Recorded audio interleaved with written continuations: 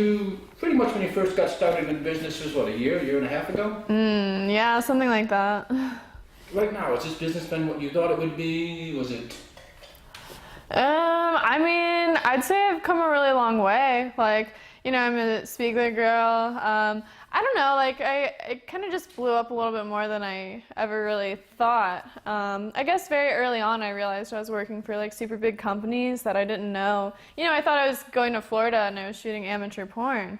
But it's like, no, like these are like really big companies. Like I'm shooting for Brazzers and Reality Kings, and I have over 300 million views on Pornhub right now. And I, back in like March, I think I hit number 4 on Pornhub. So it's been pretty crazy. Are you surprised that you have, 300 million views of you having sex on the internet? Does that surprise you? It does. It did for a while. I had to kind of block it out. Like it was so overwhelming to think about. But it's so exciting, and it's like, I don't know if people are gonna watch my videos forever. I don't know how long it'll last. I'm just really grateful right now that, people are enjoying my videos. Does it turn you on that no guys will check off to you? Yeah, I saw this really funny video Riley Reid posted on YouTube, and she was basically explaining this feeling that I've felt before where it's like, you're at the mall and one person recognizes you, but they're saying, hey, I know who you are, like, hi Lexi, but what that really means is I jerk off to you. And then sometimes if you see, one person's taking a photo with you or talking to you, other people will start feeling like they can admit that they also know who I am. So it's like, you get this big group of guys around you, and then like, it's really cool because they're all like jerking off to you, but not at the same time, just like in the comfort of their own home or environment. Like, I think that's really funny. And will people coming up and recognize you? Yeah, I mean, so far, no one's, done anything creepy. I think it's really common for someone to send me a message later, like, hey, I saw you. This actually happened this week. Someone was like, I saw you at the mall with your boyfriend, in Hot Topic or whatever. And I mean, like, to a degree, it's overwhelming because, I mean, you don't know, like, what kind of people you're going to meet. But, I mean, so far, like, it's always been good interactions. People have been really polite. When you got in this business, did you have any type of game plan, or did you even imagine this? You'd be here in a year doing this? This is actually really funny because I remember doing this interview like a year or 2 years ago, and I think you were asking me like about my goals, and I was kind of just like, wait, like Eric, what are my goals? Like I wasn't really that far along because I didn't know what AVN was, I didn't know what XBiz was, so it's like, I think my goals are just, at this point, I've accomplished so much. I just want to, keep doing it for as long as it fits my life and makes me happy. I think that's like the biggest thing because you can get really caught up in your work and being so busy, and it can be overwhelming and stressful. So for me, it's just like I want to make sure that I'm only doing it if, it's bringing me happiness. So at this point, is this a career for you or is this a job? This is like something that I've asked myself. I feel like I don't think there's ever going to be anything that I love more than this, but it is super stressful, and I've thought about, other things that maybe I would want to do. Like, I miss my family. Like, my mom has a baby. She's pregnant right now, so definitely every time I visit them, it's like I don't want to leave, but then when I get here, I get super caught up in my work, and I love it. So it's kind of just this feeling of like, this is what makes me happy right now. So it's like, whatever happens in the future, I just want to be open to it. Your favorite part of that, is it the sex? Is it the attention? Is it the money? Is it? I mean, that's a hard question. I mean, there's so many great things about it. I would say probably the freedom that it gave me. I was 18 when I started camming. I was 19 when I got into the professional adult business, and I was able to get away from home and be independent and do my own thing. So I think the freedom to make my own decisions, and like even in relationships I've had struggles where maybe like the person I'm dating makes less than me, stuff like that, but I'd never want to be in a situation where I'm relying on someone else.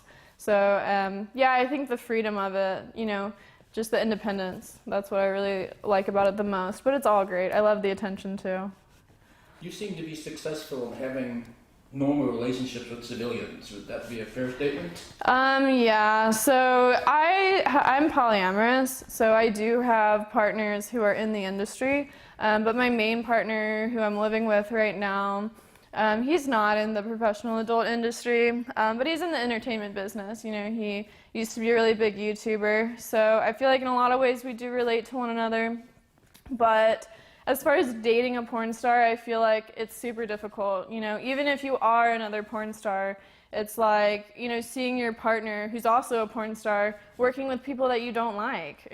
But, you know, it's their job, so you can't, you know, getting involved in that kind of situation, it just, like, stresses me out a lot. I like to have a separation between my life and my work. So, yeah, I do prefer to date people outside of the industry. For you, having been in the business now a year plus, what is the reality of this business versus what people think it is? I would say probably similar to what I said before. It's, you know, it's not what people think it is. Of course, there are issues in the industry involving, you know, like consent, drugs, you know, girls being, you know, not wanting to say what they really want or what they're really comfortable with. You have to be a really strong person to be in the industry and to stand up for yourself. But it's not like, you know, like when my parents would ask me, you know, like, we just want to make sure you're safe, you know. It's not like I'm going to a hotel room where it's just like one guy shooting. You know, Spiegler would never allow that, so I'm very grateful with my agency that I feel super safe. And yeah, I mean, I've only met great people in this industry, so I've really enjoyed it. You seem to have made a conscious effort within a career thing to like space out when you do anal and then thing. Was that conscious, or was that just happen that way? So, I mean, this is really interesting. I mean, yeah, Eric John has steered me in the right direction a lot and got me to where I am. I would also say my agent that I was with before Spiegler, I didn't understand, you know, why I couldn't do anal or why you know, especially interracial, stuff like that, like, it really bothered me. But, you know, I think my previous agent, they were onto something, and it's strange because some girls, they would automatically be doing anal and gangbangs, and they'd be doing everything right away, and they'd burn out quicker. But for some reason, you know, being with the same agent, they told me, you know, no, you can't do those things, you can't do anal yet. So I really think it depends. I feel like they think that some girls are going to last longer than others. If the girl's not going to last long, they shoot her out and do anal and gangbangs and DP and stuff like this. But, you know, if they feel like a girl's going to last a little bit longer, then, like, they'll stretch it out and make things happen slower, which is, I feel like, what happened to me. We discussed this last time, but is there a difference between Lexi on camera and Lexi off at this point? You know, honestly, I think people want to believe that, but I'm very similar. You know, I'm not like sitting here like talking in my sexy voice and like, you know, trying to sound like this, you know, dumb blonde teenager. I just think people just like me for who I am. And I mean, if they don't, then, you know, I don't get any value out of that on a personal level. Like, that's not fun to me. So I just like to be myself for the most part. Yeah. Sexually speaking, has your perspective of sex changed now that you've done it so frequently in the last year and a half for a job? Right. I would say that I've learned more about myself. Probably things that I like now I never would have ever known that I was into. Especially like the rough stuff. Like, I've done BDSM with kink.com. I've done gangbangs. I never probably would have known how much I loved group sex because I love when there's really good energy in the room. You know, and everyone's on the same level and enjoying it. That feels really good to share with more than one person. Yeah, so there's all kinds of like different fetishes and stuff. Like, even like kind of being a cuck in some ways, like watching my partner have sex with other people I really enjoy. So just things that I'm pretty sure I never would have learned. Rough sex, what is too rough for you? What is too rough for me? Yeah. Probably things I haven't done yet, that just haven't, like, people haven't tried doing it, I guess. I mean, I haven't done fisting, and I haven't done double anal. So I think, those things right now, you know, I've not gone into. Anything that leaves a mark, you know, I can't really have marks left on me for work, stuff like that. It's probably a little bit too rough. Choking's okay? Yeah. Spitting? Yes. Spanking? Yes. Rough, dirty talk? Yes. But there is one that people find really strange, I think. People don't understand it. I don't like having my hair pulled. What about the thing where they put their hands in your mouth? What do they call it? fish something? Fish hook, yeah, no, I think that's hot. A lot of companies aren't allowed to shoot it. I'm not sure why. I don't think like doing that is, you know, that vulgar or crazy, but to some people it might be. What about like the kidnap scenes and all that? Do you do those? I have before. I don't think it's too common to shoot. It's definitely a weird vibe. I've considered this a lot, and you know, kind of asked myself, you know, what is my porn promoting?